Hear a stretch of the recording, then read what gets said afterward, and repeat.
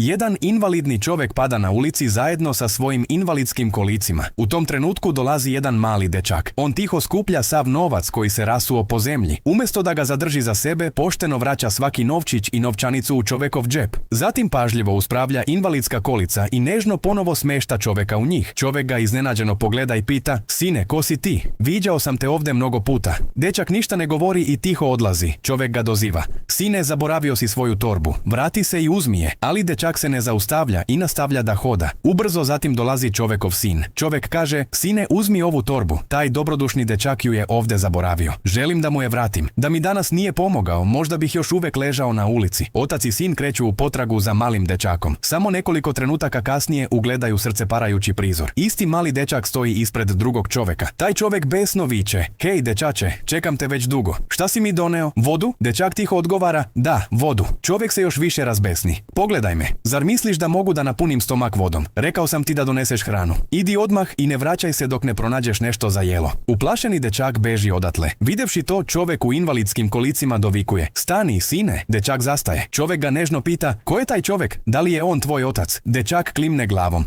"Da li se on uvijek tako ponaša prema tebi?" Dečak ponovo tiho klimne glavom. "Da li te šalje da moliš strance za hranu?" Dečak spušta glavu i potvrđuje. Čovjek pita: "Gde ti je majka?" Dečakove oči pune se suzama. "Ja nemam majku." Čovjek u invalidskim kolicima je duboko dirnut. Nežno pita: "Sine, da li mi veruješ?" Dečak odgovara: "Ali ja vas uopšte ne poznajem." Čovjek se toplo nasmeši. "Od danas sam ja tvoj zaštitnik. Ovdje sam da ti pomognem." Zatim se okreće svom sinu i kaže: "Odmah pozovi doktora. Moram da razgovaram s njim." "Da, tata." U međuvremenu mali dečak se vraća sa hranom za svog oca. Čovjek srećno počinje da jede, ne znajući da će to biti posljednji obrok koji će pojesti kao slobodan čovjek. Nekoliko trenutaka kasnije čovjek u invalidskim kolicima i njegov sin vraćaju se zajedno sa doktorom. Čovjekov sin ljutito kaže: "Dosta je bilo. Ti si zdrav čovjek, a ipak teraš ovo nevino dete da prosi za tebe. Trebalo bi da te bude sramota." Čovjek nadmeno odgovara: "Ovo je moj sin. Odgajat ću ga kako ja želim. Gledaj svoja posla." U tom trenutku doktor vadi policijsku značku iz džepa. Zapravo, doktor je bio tajni policajac koji je prikupljao dokaze protiv čovjeka koji je iskorišćavao dete. Nekoliko trenutaka kasnije vadi školsku torbu. Sa osmehom kaže: "Sine, od danas se tvoj život menja. Od sutra više nećeš prositi. Ići ćeš u školu." Ostavi komentar u znak podrške dobroti čovjeka u invalidskim kolicima.